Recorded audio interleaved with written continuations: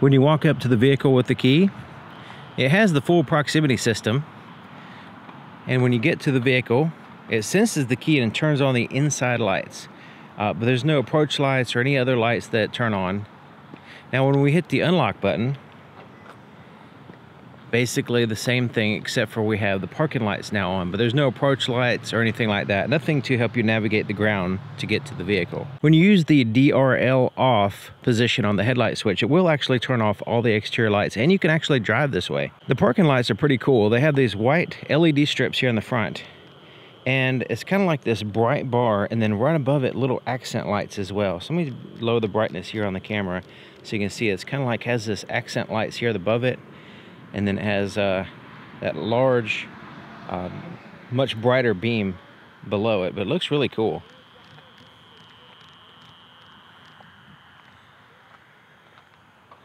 There's also a amber side marker here on the front. The taillights wrap around to the side of the vehicle, serving as a side marker as well. Really nice red glow of the LED taillights.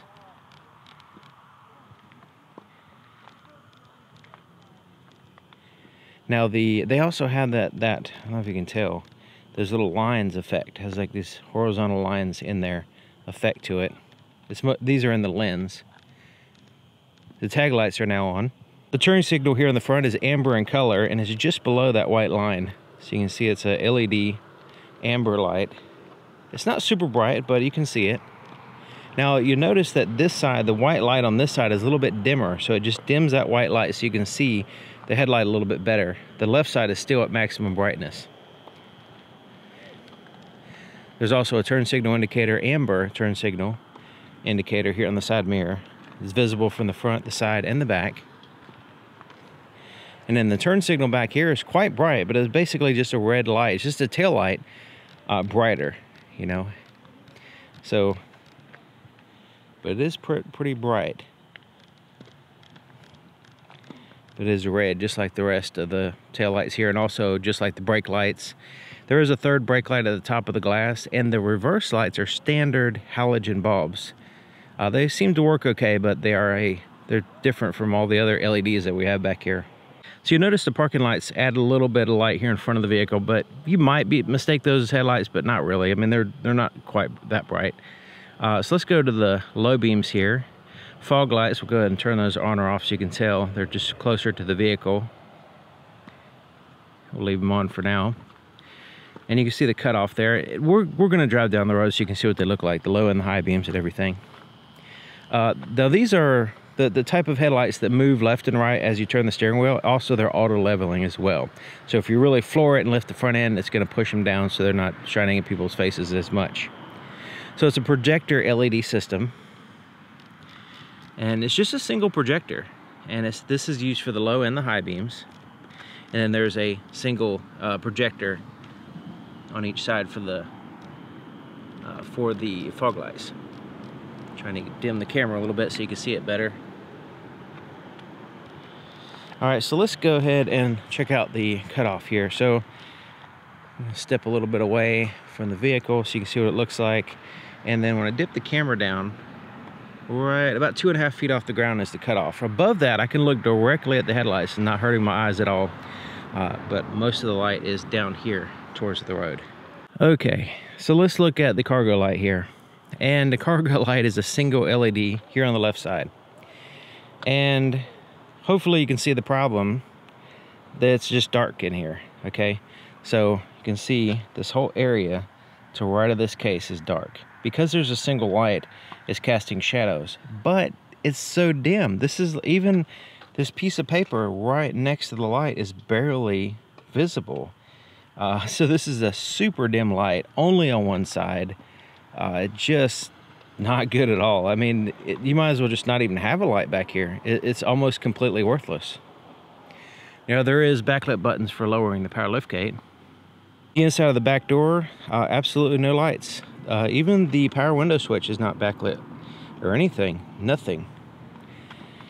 And the back here, I'm gonna have to turn the brightness up on this camera because you're probably not gonna be able to see anything. Okay, so I'm gonna turn the brightness way up. This is way brighter than what I would actually see, but at least you can see something here. The light is just a center console light here, and there's two USB ports that are backlit. Kind of surprised about that at this point, but yeah, you can see okay back here to get in anyway. The inside of the driver's door, there's no puddle lights or anything, and once again I have the brightness turned up really bright because there is like this kind of ambient light that's coming down right here. There's a single light for the power window switch. Door lock controls are not illuminated. That's a big one for me. And then the side mirror is illuminated. Kind of odd. All right, so the lights here in the center coming from there. So yeah, that door lock control, we're gonna see if it illuminates when we shut the door or something, but that's a big deal. When you get in the vehicle and you want at night and you want to quickly lock the doors and you can't find the button, not very good. Okay, so I'm sitting in the driver's seat, got the door open, go ahead and shut it. You can see what we're left with here. So yeah, it has this little bit of a ambient light here on the door, which is kind of cool, right on the armrest. But man, that door lock switch not being illuminated, that's not very good. It reminds me of the Solterra, the Subaru Solterra, which is a Toyota vehicle rebadged, where it didn't have a illuminated door lock switch. It's really, really weird. So there's buttons here that are backlit illuminated. There's no floorboard illumination. Steering wheel appears to be all illuminated. The stalks are not, which is kind of typical, but there is some that are illuminated. But there's the screen there and here, and have the brightness turned up. Let me go ahead and use the dimmer switch over here on the left side to kind of cycle through so you can see the different brightnesses. And basically this controls everything, even that ambient color there on the door. It really dims everything down, and when you go all the way down, it turns off that light on the sides. So yeah, we'll put it right there. So right in here, I'm gonna have to turn on the inside lights. Okay, so right here where you put your cell phone is not illuminated. We do have some backlit buttons there. Here, this is cup holders, no light there. No light in the center console except for a USB port that's backlit. And then you have a light in the glove compartment, which I was kind of super surprised. I was thinking they might skip out on that. Now up here, luckily, amazing that they actually have this button illuminated, the button to turn on the interior light, because some Toyotas don't have that. It's like the one button that you would only use at nighttime is not illuminated. But anyways, this one is illuminated, and it has this little soft glow right here. I don't know if you can see that on my hand. It comes down and kind of tries to give you some light there in the middle, but it's not really that bright. And then you have quick reading lights here, all the interior lights there. You can have it turn on with the door. And then the visor has a light with a mirror, and it turns on when you open up the mirror like that. If you leave it open like that and then you close it, it'll turn off automatically, so you don't accidentally leave it on. So let's look at the backup camera, see what it looks like here. Let me turn the brightness down, because it looks pretty good. I mean, the reverse lights, even though they're halogen, you can still see back there pretty decent on the camera anyway, because it's amplifying the light. And then of course the looking out the side mirror, the rear view mirror.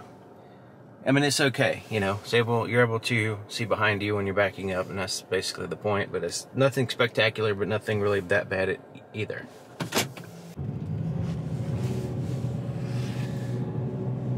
So you can see those headlights kind of move as I turn the steering wheel. Doesn't really add much to me. It's a little bit gimmicky. I don't really have any use for it, really. Some people might enjoy it, depending on what road they're on. But you'll notice that each headlight has like a little notch in it, and that's kind of like distracting, because that notch is kind of like constantly moving. But each headlight moves independently from each other, so the notches are moving separately. You know, they're not lined up all the time. That notch is supposed to line up with the oncoming lane. And it looks like it will when you're going straight, but as you're turning the steering wheel, it looks like it's going to be moving all over the place. But we'll check it out. That's the low beams, that's the high beams. You can see that pattern on the fence there. The reason why I use a fence is because you can see through it, but you can also see the pattern. I also have the automatic high beams on, and so far the automatic high beams have been working okay.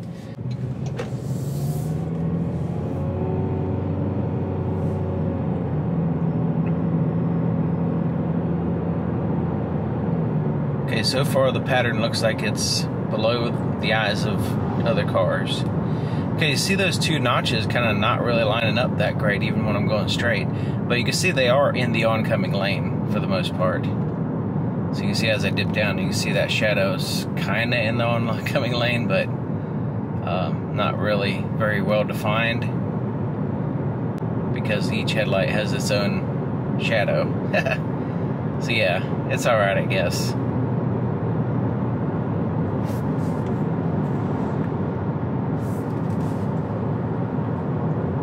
Now when you first start the vehicle, the headlights are gonna drop down and then come back up, going through the range of motion of the auto leveling system. But it's not gonna move left and right. And the auto leveling, it's not like it's gonna keep it level at all the time. It's only when you really floor it and it lifts the front end up is when it pushes it kind of like has this slight delay, and then it'll start pushing them down back to keep those, you know, the headlights around the 2.5 feet off the ground level, you know.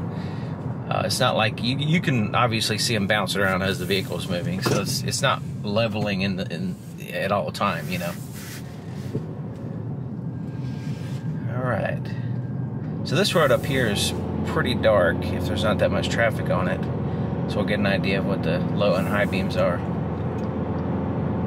All right, so there's the low beams, and there's the high beams. And let's turn off the automatic high beams because it's, yeah, not really, yeah, I can see a difference, but it's not huge. I'll wait till this car passes and see if we can even tell the difference here. Alright, yeah, I can see it. I mean, I can see in the distance. I mean, I can see the trees in the distance and the road and everything. So there's the low beams. There's the high beams. You probably might have a hard time. Let me increase the brightness here. Yeah, I'm going to put it up really high so you can see this pattern. These headlights are not bright, okay? Not very bright. But I'm just increasing the brightness on the camera really, really bright so you can see the pattern. Alright, so there's the high beams. Yeah, I can see pretty decent. I mean, they're just not, they're kind of like in the medium range. Medium to low. You know, not really bad, but not really great either. Yeah, I mean, yeah, they're okay. Once your eyes get adjusted to the dark, I mean, I can see where these would be adequate. I just wish there was an additional light. So like you have the low beams and the high beams coming out of the same projector. If it was a low beam projector and a high beam projector separate and you added both of those together, I think it would be a little bit brighter, a little bit better. As it is, I think they're okay. The pattern is decent. Considering what you have is actually pretty good because you only have two projectors. But the brightness could be a little bit better for my liking. You know, I think most people would probably have no problem with these headlights, really. But I was hoping for a little bit more brightness. Especially in the cargo area. That's definitely failure mode right there. But, yeah, I would say the headlights are decent. Yeah, they're okay. It's just not that huge. Like, it's not like a huge difference. When you turn the high beams on, it's like it's not like lighting up the whole place. It's just a little bit bright, a little bit of light on above the line.